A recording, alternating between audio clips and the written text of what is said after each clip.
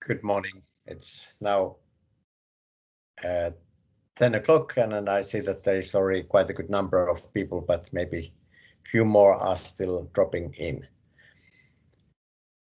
As the European Union has just recently approved a 95 billion euro budget for research, the concrete funding opportunities will soon be made public.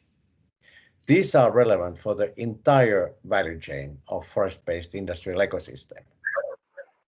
And I see already many names in this Cepinar that are reflected in this value chain that we have. So very warm welcome to all of you to this Cepinar.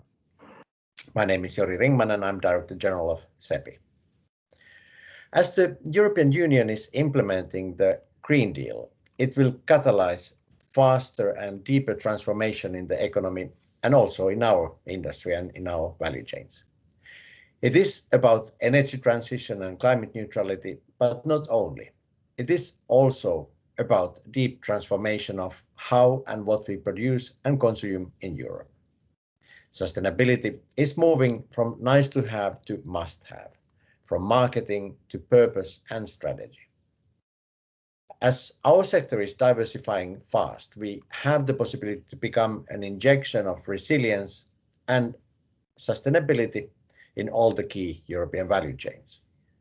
We have excellent opportunities to be part of the solution, but often more research, development, and innovation is still needed to fully tap to the potential, and this is where we start. This seminar today aims at helping organizations in our sector to better navigate the upcoming funding opportunities, as well as finding the potential partners that you need. We hope to give you a head start to prepare for the new funding programs. We have lined up for you 5 key experts that are all playing an important role in facilitating access to European funding, and with them we have prepared an early analysis of the calls that are best suited for the forest-based industry sectors in the coming 2 years. So let's get going. Anita, the floor is first yours. Thank you, Jori. Yes, I will just give a very short presentation as a sort of basis on why we started this meeting. I started last year at Cepi to help setting up and rolling out the Energy Solutions Forum, which was set up especially on the energy part, so to accelerate the development and the implementation of carbon reducing technologies and concepts in the pulp and paper industry in Europe. And in the next slide, you see what our aim is that we want to do that by the exchange of knowledge, so that the whole sector is more aware of what is possible, what is out there, get more practical insight also in the practical solutions that are already possible or are being developed. And then the third point, and that is, I think, the most relevant for today, ensure that crucial R&D topics are included in the European R&D call. Well, where the Energy Solutions Forum is mainly focusing on what is relevant for energy efficiency and for carbon reduction, there's, of course, much more out there also in innovation. And we don't do this alone. In the Energy Solutions Forum, we may set priorities, but we have partners that help us doing that. And these are the partners that we will see today. So this is our own forest-based technology platform.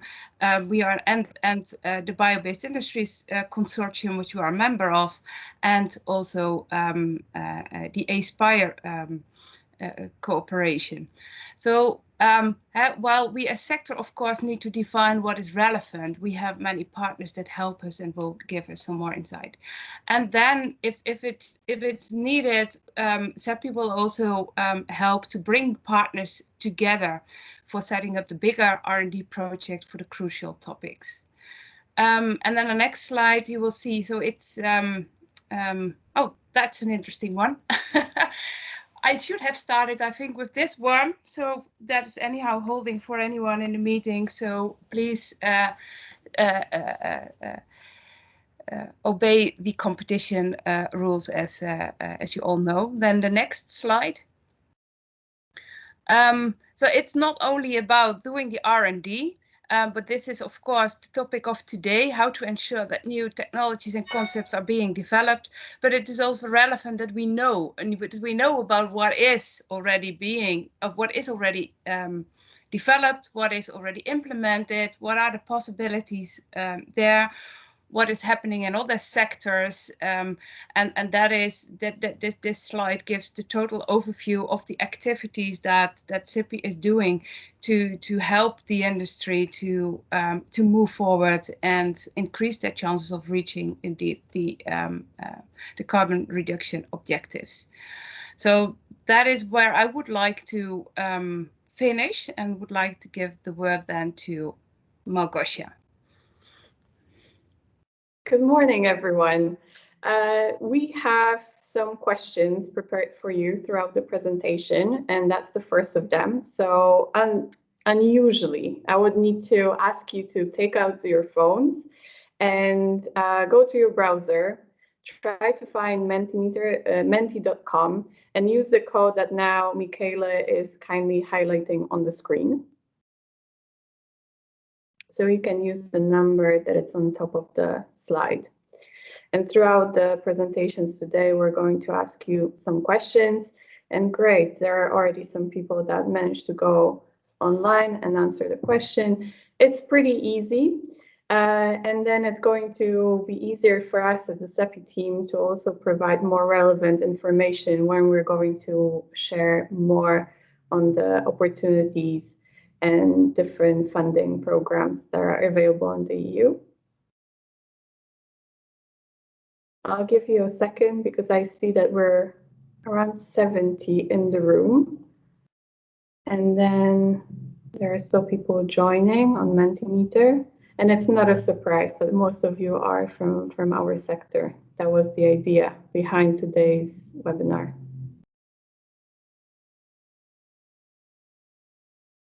But okay, I think that with this, oh, there's someone from another organization. That's interesting. That very rarely happens. But I think that once you're connecting and you try to answer this very easy question, we can move on to the slides that I prepared to give you an overview on the EU funding.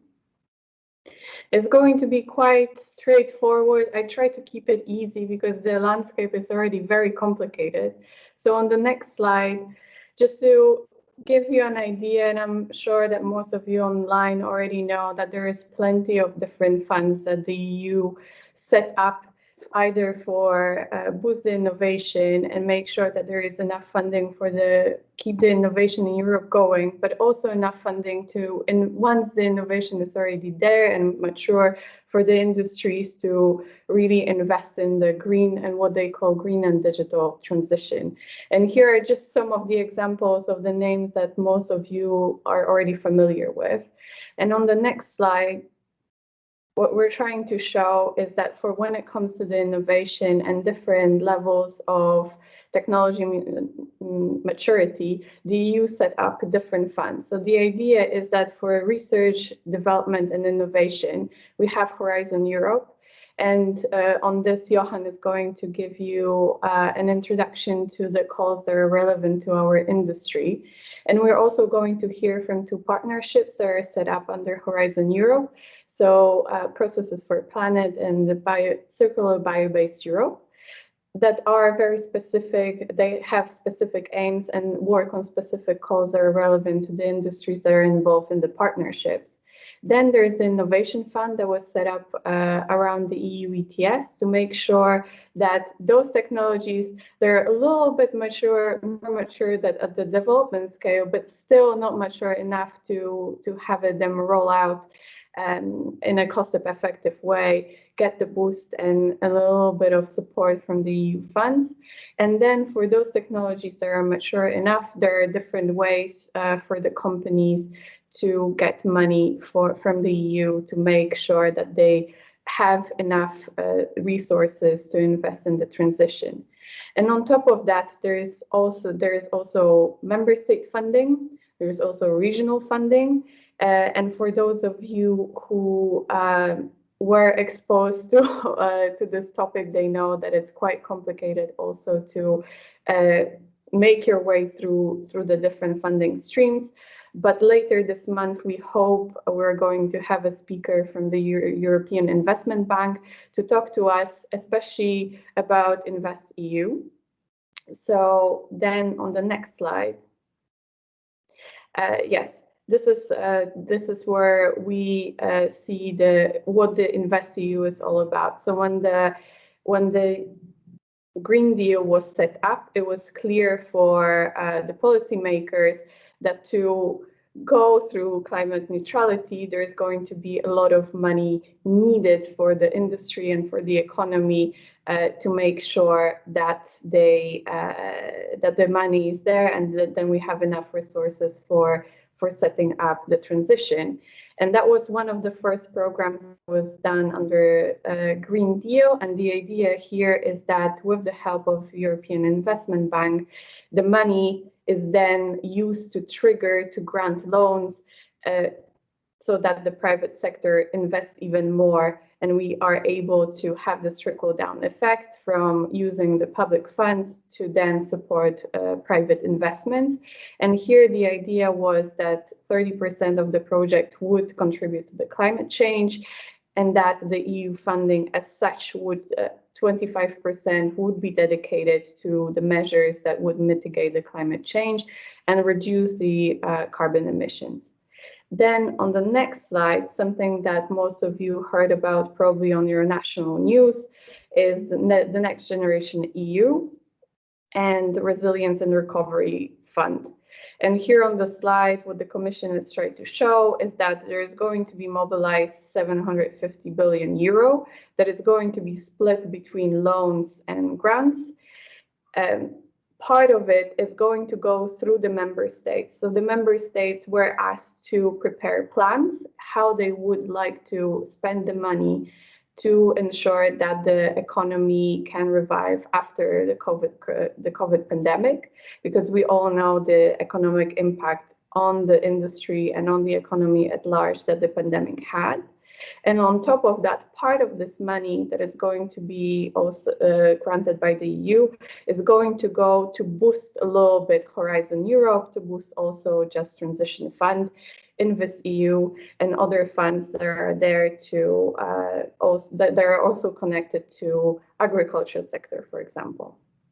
And with this quick overview, I think we can move on to the next question that we have for you, which is whether you would be interested in applying for Horizon Europe funding. The answers are also pretty straightforward, which is yes. Yes, if there's a suitable opening. And the reason why we're talking about a suitable opening is because Johan in a second is going to talk about the calls that are relevant to our industry. Then no, I would be surprised that if there's anyone online who says no, but and then maybe, but I need more information. So I see that the answers are still coming in, so that's good.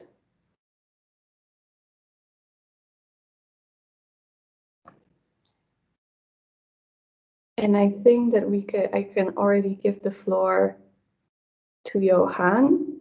I think that it's quite encouraging that we have people that are still interested in seeing whether there are new openings.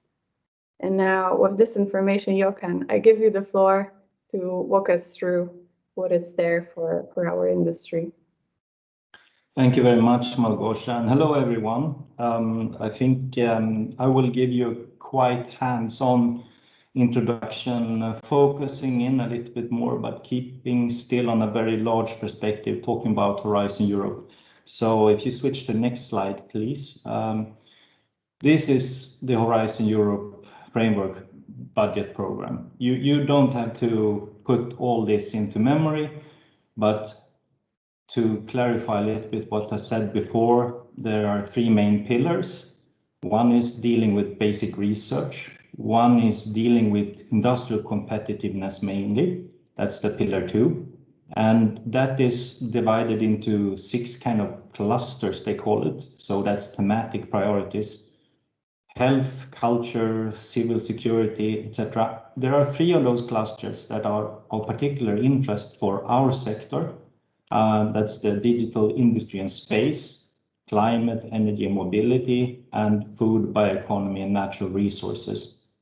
But as was mentioned, and also like Anita mentioned and Malgosia, there is also the Innovative Europe and European Innovation Council that has a little bit less prescriptive calls and that are more open, that funds more on the innovation side than the research side. Now, maybe it's worth to say here very clearly that this is one of the largest budgets of the Horizon of the European Union. So 100 million euros for 7 years, and it's there whether we use it or not. And it is intended to support European policy and also policy development. So we should use this tool or this research as a way to get our message across. It's not only about funding, it's actually about sort of putting our money where our mouth is and showing the European Commission what kind of policies that we think are needed for a sustainable future. So I will then ask for the next slide. And this is just a basic question. So who decides about this and who decides about the actual texts? So first of all, this 7-year framework program, that's negotiated between European Parliament and the member states in the European Council. After that, European Parliament has nothing to do with it, but it's the European Commission, and then they have a particular Directorate General, DG Research, that is sort of holding the pen and preparing call topics. But what they've done lately is they have included in this process all the policy directorates, so DG Climate, DG Grow, DG Environment, etc., to strengthen the policy perspective of these research funding. Now, member states, they still have a lot to say about this via, for instance, the program committees, but the input often comes from outside stakeholders. Of course, scientists, but also platforms, sectorial platforms like FTP, the Forest-Based Technology Platform, and like we'll hear later from Angels and from Dirk, from the partnerships. So about 50% of the funding in the Pillar 2 will be distributed according to the wishes of the partnerships. So they have either, as for Spire, a contractual partnership, or like for BBE, that will be Circular Bioeconomy Europe, a joint undertaking, so a legislative act in the background. Now, next slide, please. So this is just to give you now a perspective of the role of FDP. We gather the research and innovation interests of the whole forest-based sector, the whole value chain. And we put that into a research agenda, and we hope to inspire, of course, the way that the call texts that I will come to soon are defined, and that we also then, together with CEPI, is creating opportunities for very high impact projects. I go to the next slide, please. Now we come to what is actually the texts. So all these different, all this funding is decided usually on a 2-year basis, and they are broken down into calls and call topics. And we see an example here. They have a title that of course is the first thing you see, but then they add specific conditions. So what kind of budget range a project would need, what is the application deadline can be quite useful to know, the technology readiness levels, etc. And then there's about 1-2 pages of text that specify the expected outcomes and the scope of the call. So moving on to the next slide. I'm not going to go through all the calls because we're talking about thousands of pages. I'm just going to give you 4 examples of calls that we have found relevant. One is called Increasing the Environmental Performance of Industrial Processes in Bio-based Sectors, Construction, Woodworking, Textiles, Pulp, Paper, and Biochemicals. Second one is Harnessing the Digital Revolution in the Forest-based Sector. And the third one, Design and Optimization of Energy Flexible Industrial Processes. And then the fourth one, Natural Capital Accounting, Measuring the Biodiversity Footprint of Products and Organizations. So these calls, I mean, there are a few examples, but in some cases, it might even be so that you want to participate to take a defensive role. Because could you imagine, for instance, that in the last example, the natural capital accounting, it's only up to environmental NGOs, for instance, to be involved in this project. That might probably skew the kind of results that are expected. Next slide, picture, please. So, in order to help you, to guide you through all these hundreds of call topics that are going to be made available, FTP is preparing what we call a call topic manual for the whole sector. We have sent a draft already, but that's based on confidential information. But the Commission is late with the actual publication of these call opportunities. The latest information is that it will be launched now on the 22nd of June. And we hope to have this available for you as CEPI members on the 29th of June. We will work hard to make this happen. Next slide, please. Now, of course, this is our document, what I just previously mentioned. But where do you find the actual original texts? Well, the Commission has been kind enough to put one central portal for you to go to. It's this one, so you can find the slides later or look at the slides later. It's the Funding and Tenders portal, and this is a one-stop shop where you find the calls, you prepare your proposals, and you submit, and you also then follow up and report via these kind of tools. So that's a very, very good site to know. Now, next slide, please. So now you might wonder, some of you already know, but what kind of funding can you count on? Well, if you're successful, because it is a competition and you get the project, there are a few, you could think of this as submitting a business plan. So you need to do a lot of work, but in the end, you can get in the size of, let's say, 4 million, 10 million euros. So it's big money, but you need to share that with your partners. It covers personnel costs. So basically you calculate everything, social taxes, etc. And you define this for your organization, and you then calculate the person months that you spend on the different parts of your proposal. You have indirect costs or overheads. You can include other direct costs like travel, some equipment and goods, and you can have certain amount of subcontracting for non-essential parts. But what can be tricky is if you're, for instance, preparing a demo plant, then you have a rest value at the end of the project, which you have to consider as not included in the funding. Next slide, please. So maybe now you wonder, so how much work is it to actually prepare a proposal?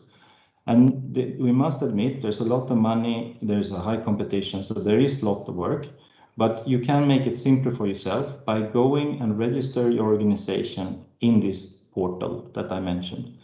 That's the first step. And then you find partners, you set up your roles and responsibilities, and then you help each other to write. And get your academia, your research institutes involved, because they are very professional in this. Maybe even you contact a project consultant that will help you to modulate your proposal.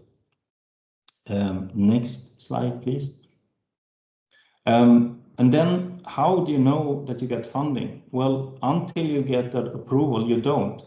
So the Commission use independent experts, usually a group of 3 to 5. They will evaluate your proposal individually, and then they give a consensus score together.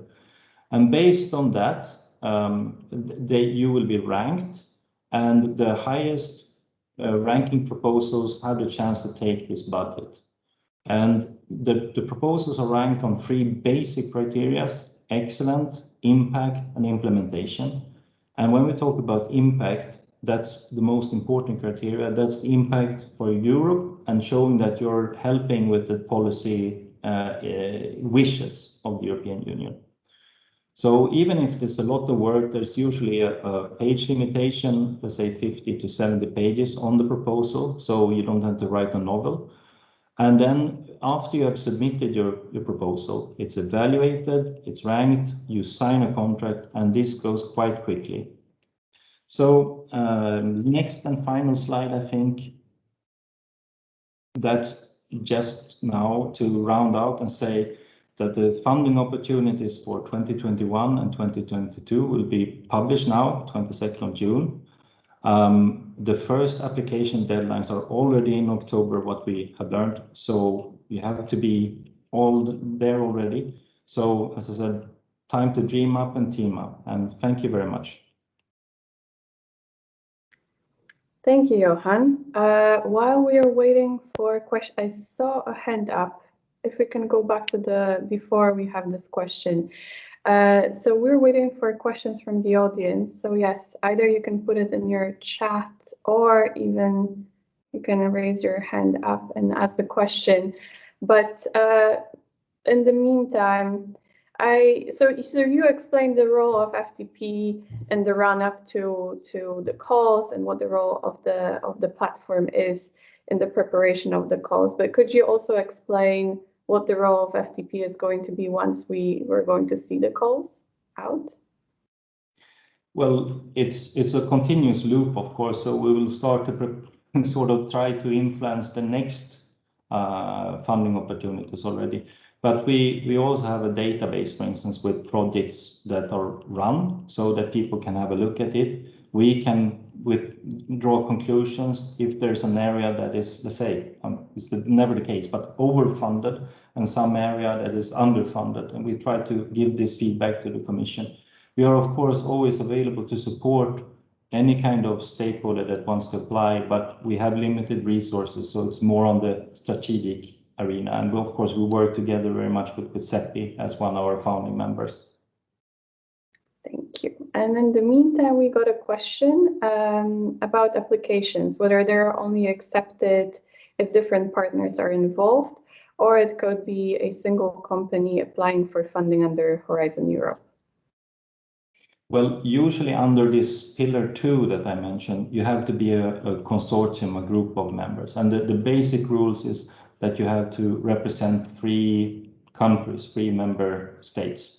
So at least 3 people, and you have to address a European value.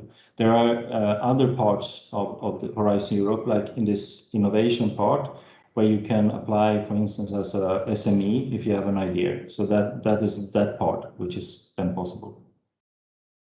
Okay, I hope that answers Ferdinand's question. And I don't see any other questions, but one more, well, there is one more about what exactly the FTP manual will be published. And then whether it's going to be the end of June. Yes, you said that it's going to be by the 29th.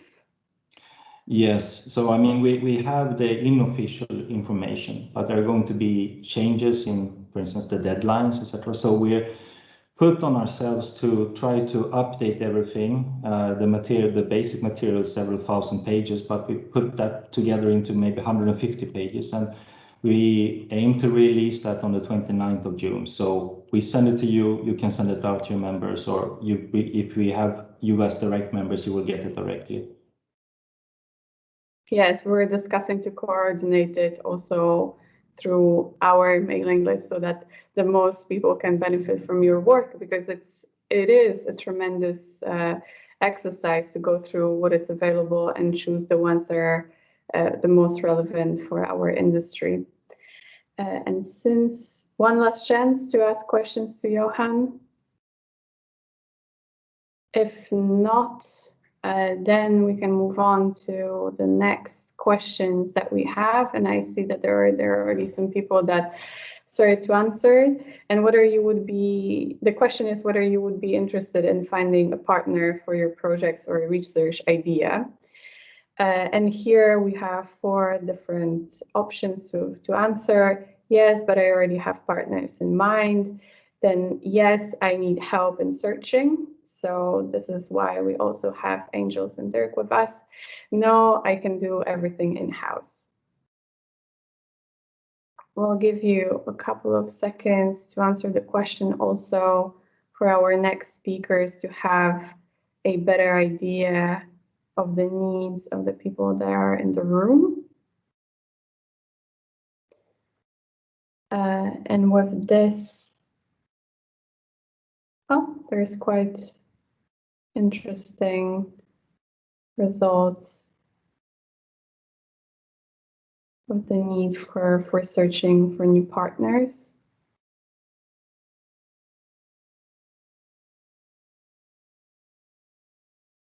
Okay. So I'll invite Angels to start with her presentation.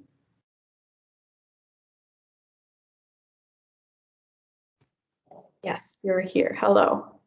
Hello, good morning, everybody. Thank you for the invite. So I'm Ángeles Orduña from Aspire, and well, today I will present a bit what this Aspire association means or implies, and what is this Processes for Planet, which is the continuation of the past partnership. The first partnership was Aspire under Horizon 2020, and then the Commission wanted that all the partnerships change the name for under Horizon Europe, and now we will be called Processes for Planet. Could we move to the next slide? Thank you. So you can see here that we are we will be a co-programmed partnership, because the MOUs will be signed now on the 23rd of June during the R&D days. So there are 3 types of partnerships. CBE that they will present later would be an institutionalized. It's very much more strict, I would say, in legal terms. The co-funded is where the money comes both from the member states and from Horizon Europe. And in the co-programmed partnerships, only the money comes exclusively from the Horizon Europe. And you can see that in our case, we gather 10 sectors. So mainly we gather currently sectors from energy intensive industry, plus 2 transversal sectors, which are water and engineering, that support the energy intensive industries to develop their innovations. We are the private partner as Aspire, and the public partner is the Commission, of course. In our case, the leading DJ is research and innovation, but then we also collaborate with DG Grow. So they are both part of the contract that it will be signed. We are embedded directly into Pillar 2 and into Cluster 4, Digital Industry and Space, though we no doubt see many connections also with Cluster 5. But you see the Commission needs to put everything in little boxes, and then they fit us in box number 4. Very important also, the envelope that is assigned to processes for planet for Horizon Europe projects is 1.3 billion. This is again exclusively for projects. The association sustains itself exclusively through the membership applications. And it's an important amount because it represents 27% more than what Aspire partnership had for under Horizon 2020. So it means, and it's also one of the co-programmed partnerships with a higher level of funding envelope from the Commission, which also can tell you the relevance also that the Commission is giving us to this partnership and the connection with the European Green Deal and with the secularity package of the Commission. Next slide. Okay, so here I will very briefly introduce our roadmap, because our roadmap is a document with around 200 something pages. But okay, so first I would like to highlight one thing. When we say we have a unique cross-sectorial community and roadmap, it doesn't mean that in the rest of the partnerships there are no different sectors involved. There are companies from different sectors, but we say we have a sector on board when we have both the association at European level that represents that sector, like Pulp and Paper, which joined last year, and companies that represent that sector. So if we only have companies, we don't consider we have the sector on board, but we have companies from other sectors, like from IT, from textile, or other, for example. Then we developed the roadmap, or the SRIA, as they call it now, the Research and Innovation Action Plan. So, and then this includes 36 innovation programs to fill the gap. And these are here, you can see the areas basically, and basically you can see that we are dealing with aspects like renewable energy integration, like heat reuse, like electrification, or like CO2 capture and utilization, industrial urban symbiosis, digitalization, but also non-technological innovation, including an important input on the framework conditions, but also on skills and jobs. But then, for example, before there was a slide that signaled that the partnerships belong only to Horizon Europe. Certainly, we are part of Horizon Europe. We are under the regulation of Horizon Europe. But in reality, we are requested to do more. In reality, we are requested to move not only up to TRL 7 or 8, but up to TRL 9. So in these 36 innovation programs, we have developed, our roadmap develops all the routes from TRL 1 to TRL 9. Within Horizon Europe, we intend to influence the agenda of the topics of processes for planet up to TRL 7, but also up to TRL 8, which is now under Horizon Europe a reality for any of the partnerships, but I understand also for other topics that are not within the partnerships. Only that it will be on a limited number of calls, not on all the calls. And then also we are working with the Commission to see that we have bigger projects with bigger funding, more flagship type projects under Horizon Europe, so that we can then reach the first deployment phase, so the TRL 9. So our roadmap includes two important initiatives that I will explain now, which one is the first of a kind plans, and then the hubs for circularity. And these are intending to support our sectors to reach the TRL 9 phase. Ultimately, we want to deliver an important impact, right? So we want to deliver on these three ambitions. The climate neutrality, that is a net zero emissions from the energy intensive industries, the circularity, so the near zero landfilling goal, but also the near zero water discharge from our companies. And of course, the third ambition is related to the competitiveness of the European process industries.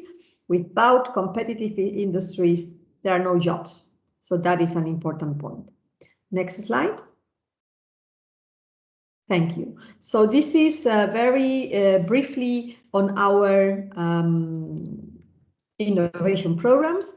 And on the two key ambitions, the first one is on the climate ambition, right? So here I'd like to highlight, and here you can see the graph on the upper part of the slide, that our roadmap includes solutions to move from the fossil fuels emissions to green processes.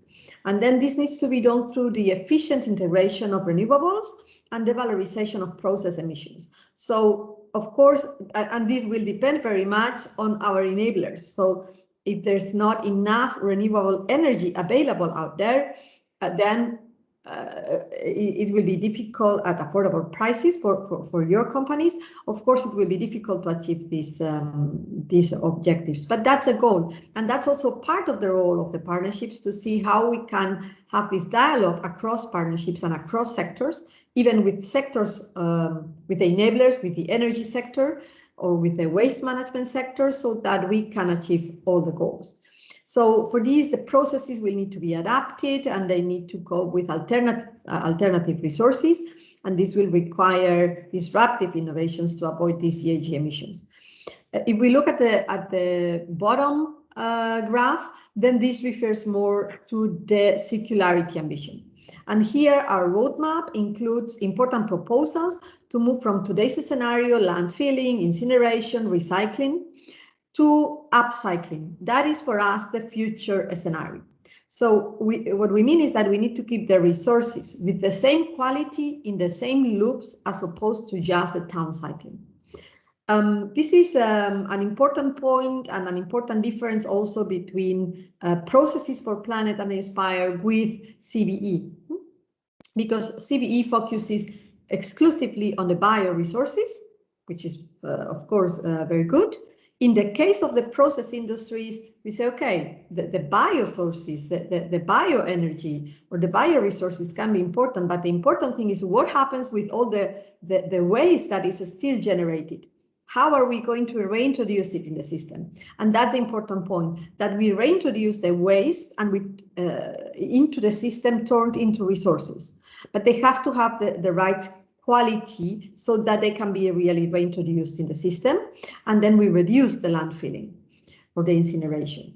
But then also an important this is considering, okay, we have the waste that we have right there out now, but then what happens about the future? So in future, we also need to see that the materials are designed in an eco-friendly way. So this eco-design of materials through innovative processes is also very important, and materials that are free of toxic elements and that are easy to be upcycled. So they are easy to be disassembled, and they are easy to be also reintroduced in the system. So for that, we need to, of course, work with waste management sector, but we need to also work with other parts of the value chain, like so the industries that will later create all the products that we will buy with the materials that the energy intensive industries will develop. Next slide. This is one of the two initiatives I mentioned before, the first of a kind plans. So what do we want here? The first of a kind plans are, so what our sectors say is that no single technology will allow them to reach the complete or the drastic reduction of the CO2 emissions. It's the combination of different technologies integrated in first of a kind plants, in very pioneering plants, that will allow this drastic reduction of emissions. But also in Europe, we have also a large number of plants there. So these are not going to disappear. We are not going to create only new plants. So an important point is to create sometimes units within these existing plants that will help those existing plants work in a completely different way. And that is also a very important point. And for that, we need to move from TRL 8 to 9. I will explain later one mechanism we have in the partnership to allow us to support our members on that. Next slide. And then the other initiative is the hubs for circularity. In our discussions when we were developing the roadmap, it became very evident to us that, hey, impact doesn't happen in the air. Impact happens somewhere. So the goal is to see which are the sites where there is a strong presence of energy-intensive industries in which we can gather these hubs for circularity. But then we also identified very quickly in our discussions that it was important to gather the regional community. So if you see here, it's not only the industries, it's the research and academia, it's the public sector, it's the society. We need to gather all the relevant actors of a region so that they identify a sustainable business model. They define what we call a business to territory plan, so that they understand what are the needs, what are the investments needed, and which investments need to come from where.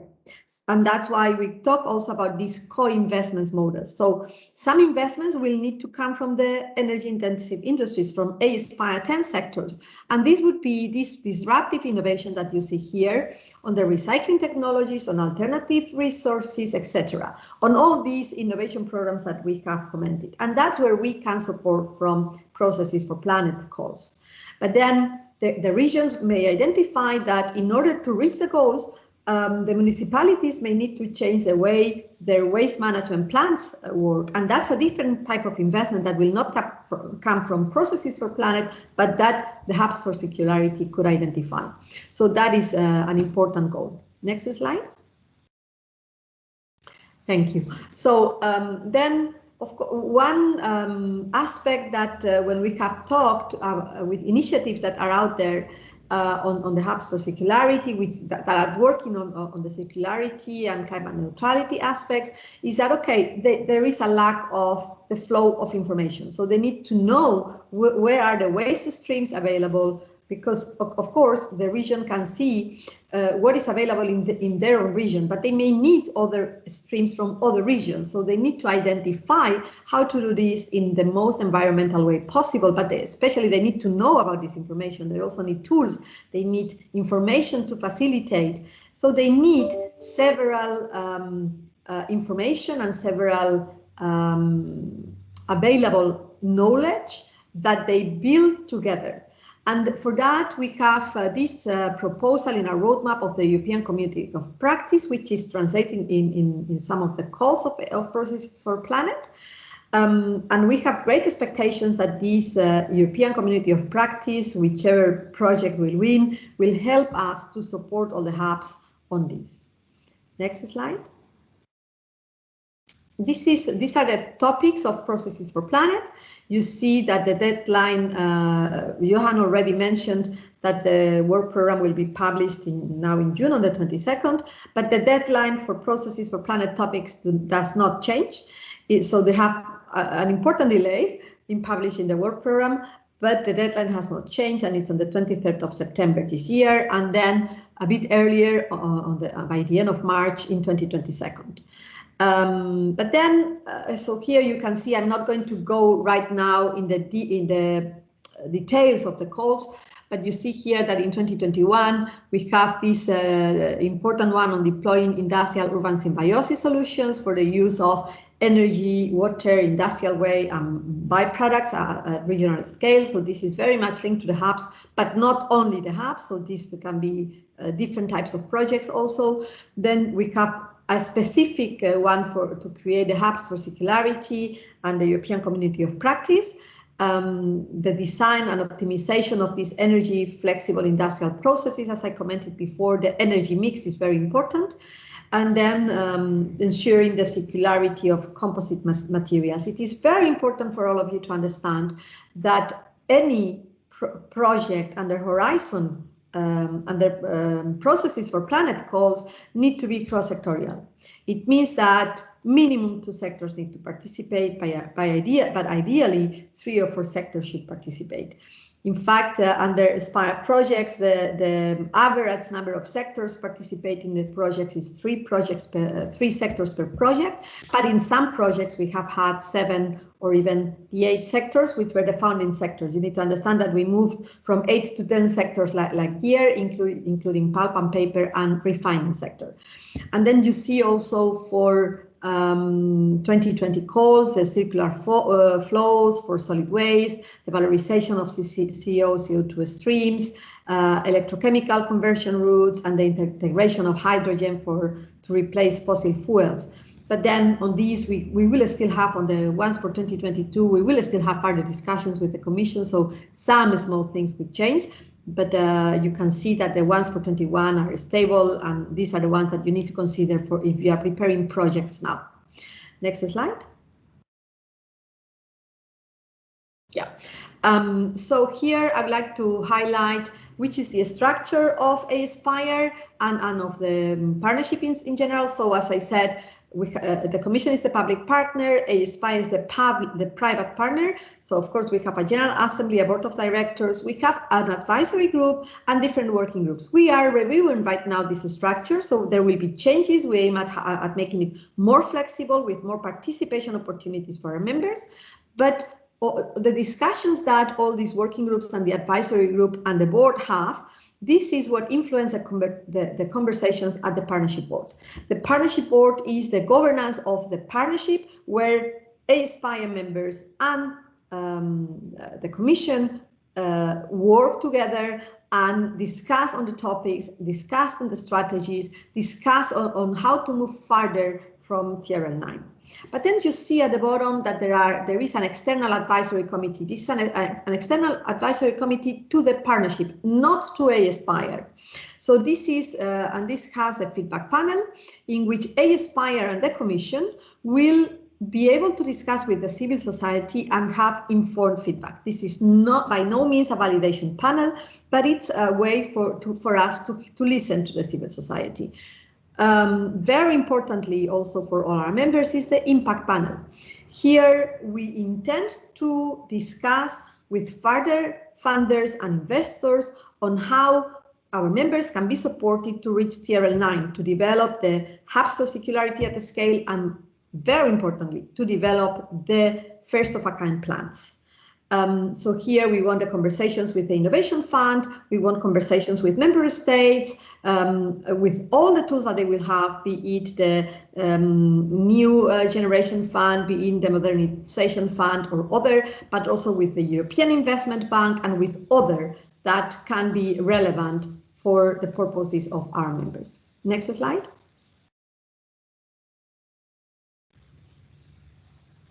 Thank you.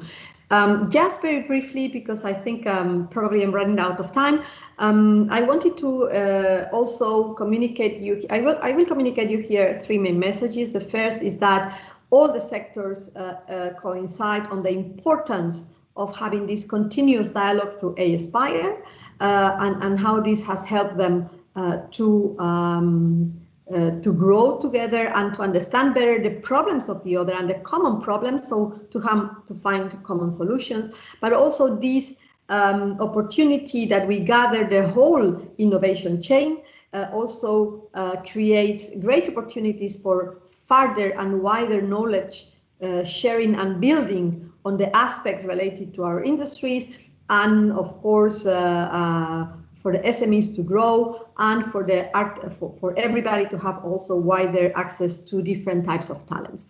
Here you will receive the slide, so you can see here the link to how to become a member of Aspire. And in case you have any doubt on that, please do not hesitate to contact me directly, and me and the team will be really happy to support you. Next and last slide. So this is an example of how you can benefit also of being a member. So first of all, when you become a member of Aspire, you automatically can be part of any of our working groups and of our network of experts. But then also every year we organize a brokerage event exclusively dedicated to our members so that we support you to find new partners. Along the year, we can also support you to find new partners, even if it's not through the brokerage event, by sending you your pitch to our members. But then also we have specific workshops with ad hoc for our members to discuss on the priorities that will be built for the next topics, but also on the priorities to reach TRL9. So what is the support that is needed so that we can bring it to the impact panel. And we also have this option that our members can also suggest workshops, hey, on areas of knowledge that they need to be built. And that's also an important point. And on the 23rd of June, we will participate in the R&I days. It will be the MOU ceremony for all the partnerships. But then also we will hold a launch event. We can send you the invite to all of you also. We will be happy to have you there. We want to showcase the engagement of our companies towards climate neutrality in this event. And you see that from July to December, we will be kicking off the partnership board, impact panel, feedback panel, etc. And that was all from my side. In the next slide, there is a contact point. So since you will have it, you will be able to contact me directly.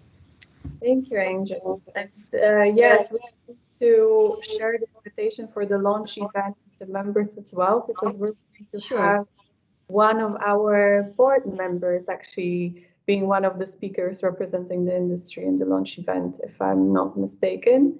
But yes, with your last slide, you actually addressed one of the questions that we had in the chat about yes, how Aspire can assist with searching for partners. So that was your last slide. We have an answer to this. And in the meantime, we got a question about how the continuous dialogue is organized within Aspire. This is something you mentioned. So there are different ways in which we organize this continuous dialogue. Now, I must say that the last 2 years have been a bit unusual, I would say, because we needed to build the roadmap, and then the discussions were focused on that. So, for example, for the development of the roadmap, we involved all our working groups. We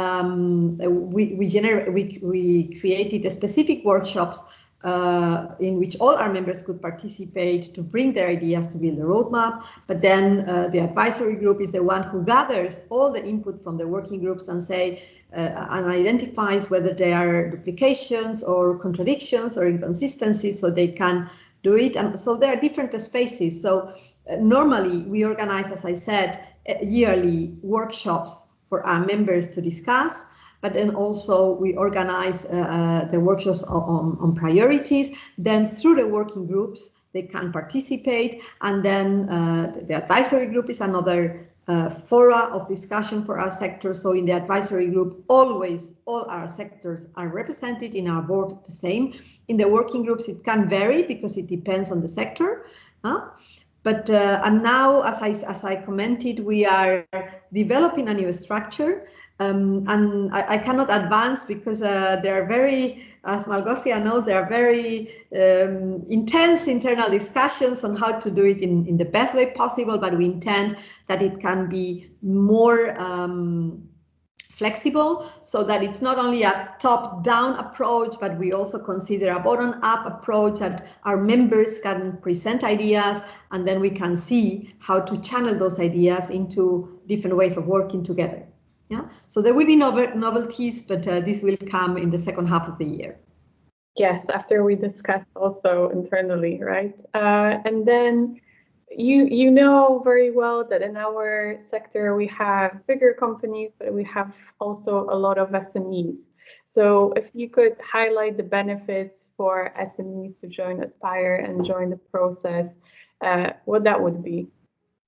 Sure. That's a very important question. Thank you for making it, Malgosia, because normally we are perceived as the partnership of the large industries, right? But in reality, certainly it's the process industry who leads. But then our periodic reports show that the SMEs are great beneficiaries in Aspire, in the sense that they are providers of innovation, which is very important.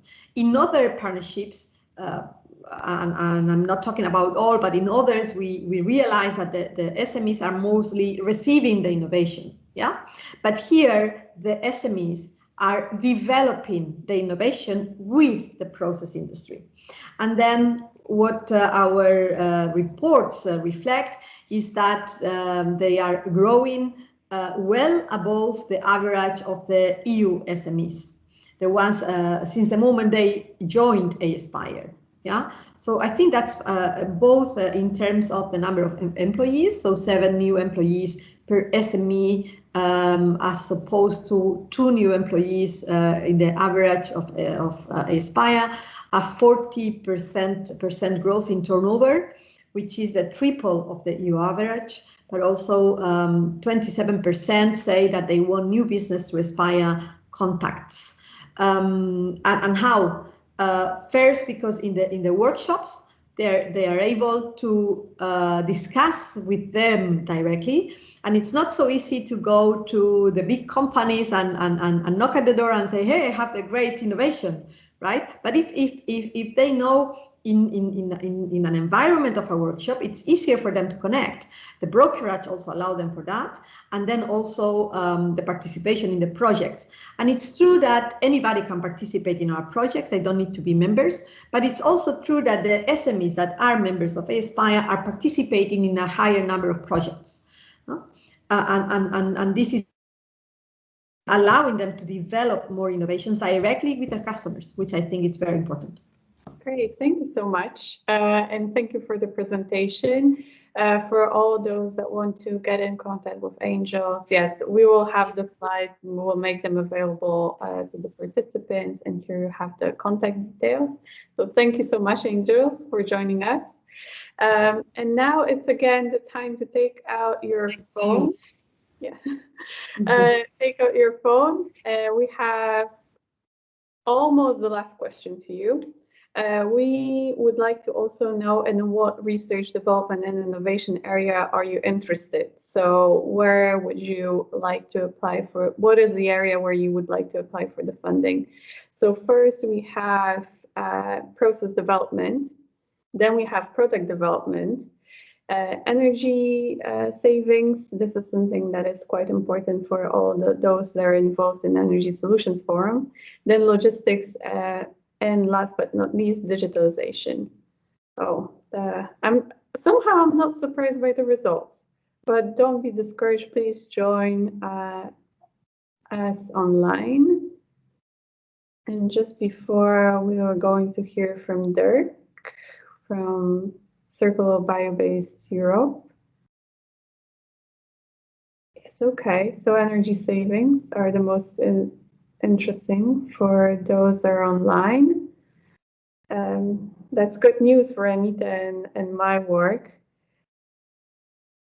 Yes, I'll take this comment on board that the next time we're going to make sure that there are more than one answer available for you to choose from.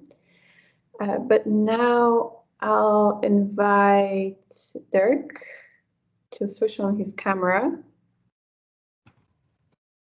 And yes, we're going to move to your slide. Hi. The floor is yours. Okay, thank you. Good morning, and thank you for the opportunity. So if you go to the next slide, let's maybe first explain a bit what is BIC, the Bio-Based Industries Consortium. Next slide, please. So at the moment, we are a consortium of a bit more than 240 industry members, of which 75%, to continue a bit on what the previous speaker have said, more than 75% are SMEs. This is quite important because if you look to the funding, the grants going to SMEs, in BBI, for instance, this is 40%. So 40% of all grants are going to SMEs. So SMEs are playing a very important role. Also important, we represent several sectors, from agriculture, food and feed, aquaculture, which is quite new, chemicals, forestry, pulp and paper, market actors, and so on. And this is very important because our focus is to set up value chains, innovative value chains.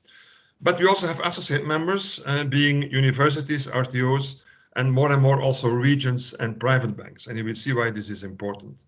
And on the next slide, you can see our new mission. It is the task of we see as our mission to connect industrial sectors that are not used to work together, but also to connect industry with academia, with regions, and with citizens, because at a certain moment you have to bring the products on the market. And we do this via investments, innovation, and know-how. So these are the three key elements of BIC at the moment.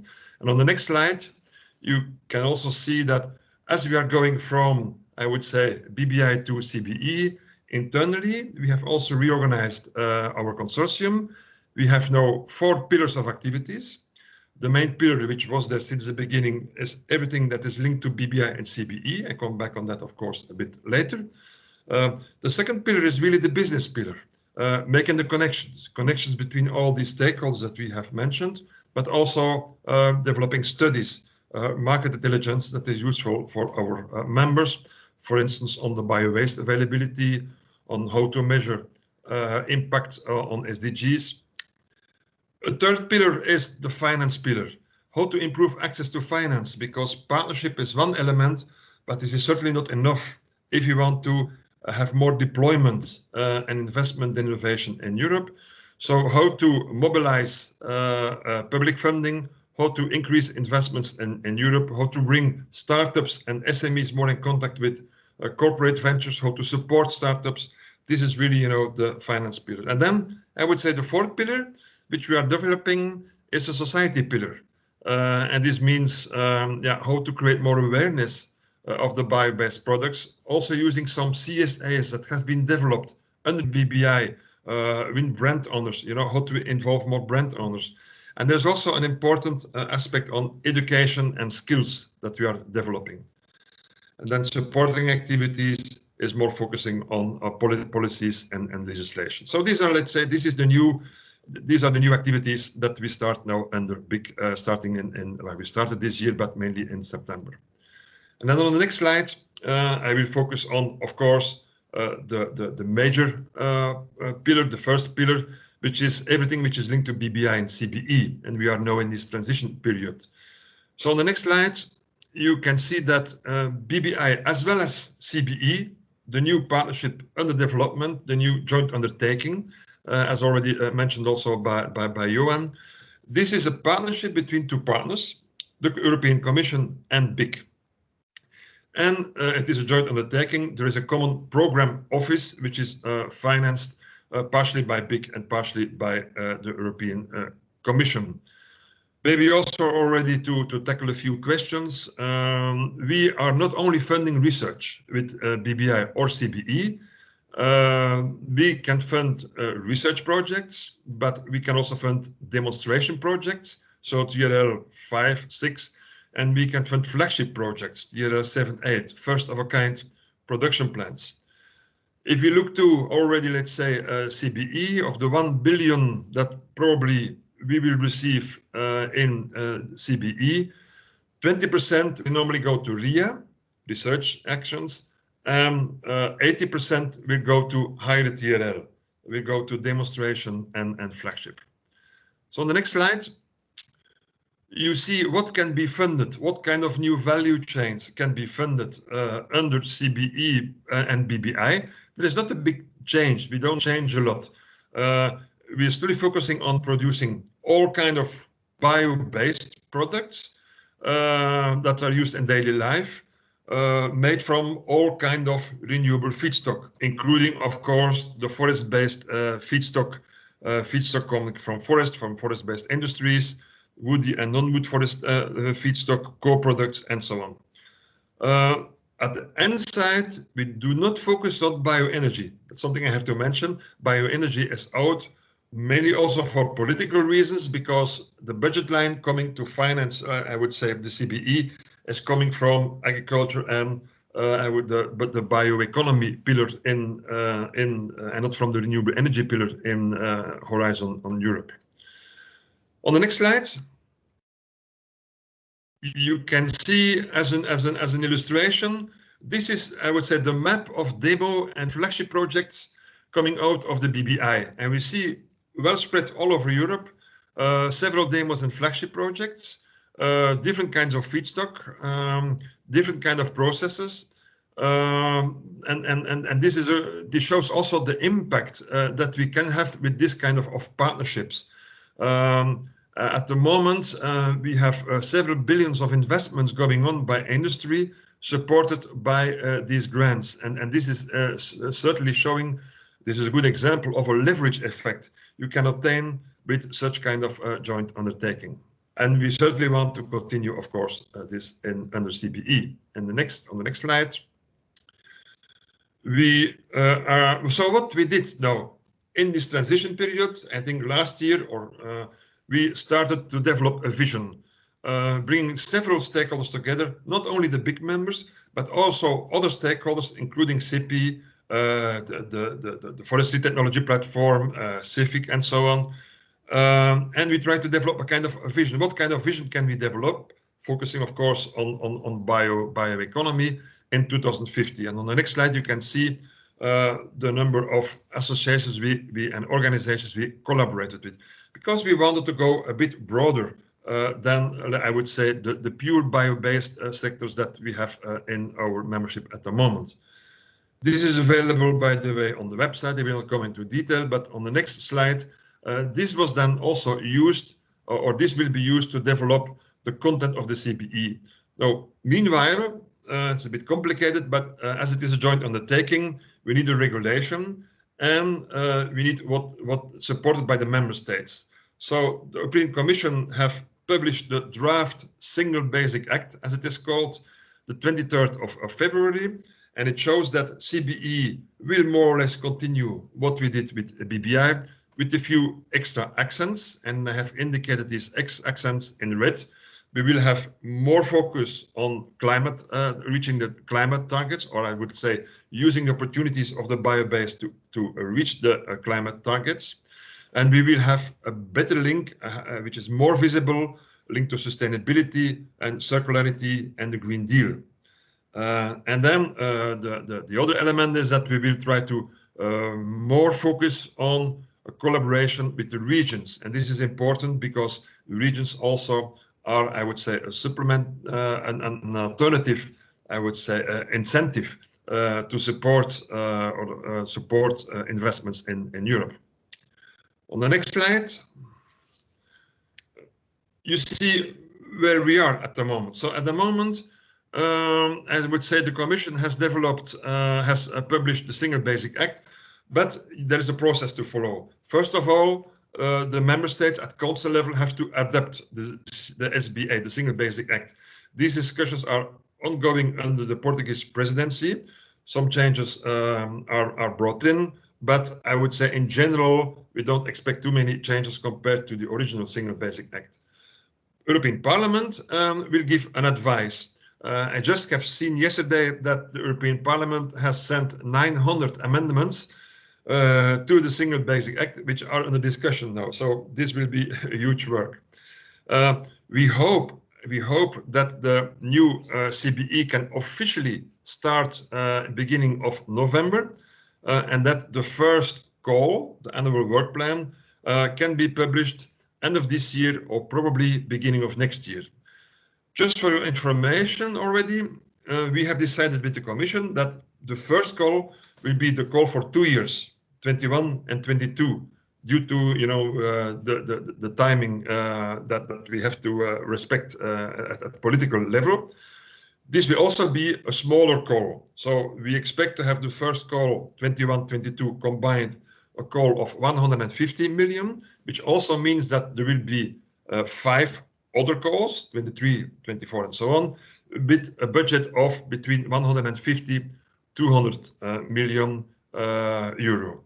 We will also, as I said already, focus with 80% more or less of the budget going to innovation actions.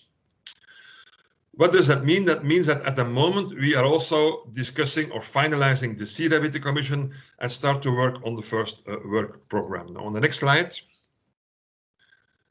you can see already where we are with this CEDA. Now, we have already developed a draft CEDA and we have involved all the stakeholders that I have mentioned, that I have shown to develop the vision. All these stakeholders were also involved during a consultation to develop the draft CEDA. So since the beginning of this year, we have the draft CEDA, but we had to wait for the Single Basic Act to, I would say, to rewrite the CEDA following the topics that are mentioned and the objectives that are mentioned in the Single Basic Act. And these topics are accelerating innovation process and development of bio-based solutions, ensuring a high level of environmental performance, and accelerating market development. And on top of that, we have to add some, I would say, additional chapters linked to policies, because the Commission also agrees that we will also discuss policies into the CBE, because we had a few examples where I would say even supported with grants, new products were developed, but then the products, you know, due to other policies were blocked to bring on the market. So this is something that the Commission wants to block, to hinder. And on the other hand, we also looking to bring in, I would say, a new, what we call now a new advisory committees, the so-called deployment committees, something that, by the way, and Anita knows this, we tried to have in 2014. So now we will have deployment committees, for instance, one on how to involve the primary sector, being forestry, being agriculture, how to involve more the regions, how to involve more private banks. So we will have several deployment committees, a kind of a task force that will support the board to do this. So what we are doing now is, I would say, bringing this draft that we have developed in the new template of the CEDA. Concerning the work program, so as I said, the first call will be a bit smaller call. It will be only published probably January, February 2022, but will be a combined call. And we will start to work with the members on the content of the call. We do this a bit in parallel with the CEDA, because as I said, we know more or less the content already of the CEDA. But still, it has to be approved by the new board of the CBE, which will only be in place in November. So, you know, this is why we are a bit limited in our activities by all this consequence of, let's say, political decisions we have to follow. So on the next slides, first of all, if you want more information, you can contact me, but maybe I will proactively already also answer a few of the questions I have seen. What are we doing to involve members and to find partners? I have seen one of these questions. And indeed, as some of you know, because some of you are a member, we have a partnering platform for our members, where the members and the associate members can, you know, contact each other 24 hours a day, 7 days a week. We also organizing matchmaking events, focusing on since the beginning of the BBI already, specific matchmaking events for our members. But we, of course, our members, as they are also writing the annual work programs, developing the annual work programs in collaboration with Commission, they start to develop consortia in a very early phase. So it's always an advantage to be a member, I would say. But also the BBI and the new CBE has a partnering platform which is open to all stakeholders and is also organizing in Brussels an European Info Day, and at national level also National Info Day. So there are several ways, I would say, to find partners. Okay, thank you. Yes, thank you, Dirk. You actually went before I was able to ask the question, but I think that was quite useful for our members to hear. And if you could remind us what's how big is going to be the first call under CBE, and how big in general the whole joint undertaking is? Okay, so we foresee, if there are no changes due to the council, but we foresee a budget of 1 billion for the next 7 years. But as I said already, the first call will be a combined call, 21-22. The budget of the first call, we agreed with the Commission, will be around 150 million, of which I would say 80% goes to innovation actions and 20% goes to RIA. That also means that the next calls will have a higher budget. We'll have a budget around 180, maybe 200 million, depending on the year. So yeah, this will be the budget. Yeah. And for a question more about, in general, applying for the funding and going joining the Bio-Based Industries Consortium, what are the biggest misconceptions that you come across when you talk about funding and applying and then actually benefiting from the EU funds? I think in the beginning when we started, I would say BBI in the first calls, because this was new, unknown. We had many universities, that developed consortia and then were contacting an industrial partner, because this is the normal case. It works under Horizon often, yeah. And of course, many of the companies, because it is an industry-driven partnership, focusing a bit on higher TRLs, and because the companies are also co-writing, I would say, the topics. Most of the companies are in a very early phase already, developing their consortia. And so this was also the reason, I have to admit, why we integrated in the membership associate members, so that we first of all could inform them. We involved them, by the way, also in working out the work programs, because sometimes they have good ideas, interesting also for the members.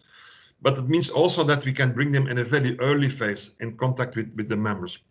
So I would say the first, mistake was that we had to explain that this is an industry driven. That doesn't mean that all funding goes to industry, but that we need a very good interaction in the early phase, not just universities writing a topic and then contacting a company. So the companies really want to also co-invest in these topics. And then, of course, the second element is that we are mainly focusing on innovation actions, meaning demo. I would say scaling up, demo, bringing sectors together.